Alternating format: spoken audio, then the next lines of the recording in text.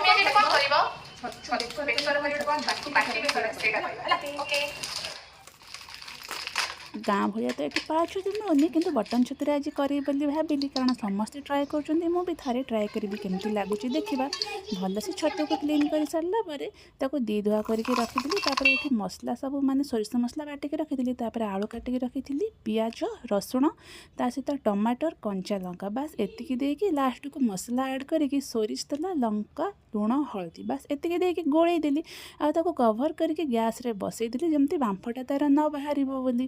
କାରଣ ଆଉ ଯେଉଁ ବାସ୍ନା ପୁରା ଘର ସାରା ମହକେଇ ଦେଲା, ମୋତେ ଏତେ ଭୋକ ଲାଗିଲା ବାସ୍ନାରେ କହିବାର କଥା ନୁହେଁ। ଆଉ ତାପରେ ତଳୁ ମୁଁ ଆଣିଥିଲି ସଜନା ଶାଗ, ଟିକେ ବୋଇତାଳୁ କଖାରୁ ଦେଇକି ତାକୁ ଭାଜିଦେଲି। ଆଜି ମୋର ଲଞ୍ଚଟି ପୁରା ସିମ୍ପଲ୍ ଥିଲା ଆଉ ବହୁତ ହି ଟେଷ୍ଟି ଥିଲା।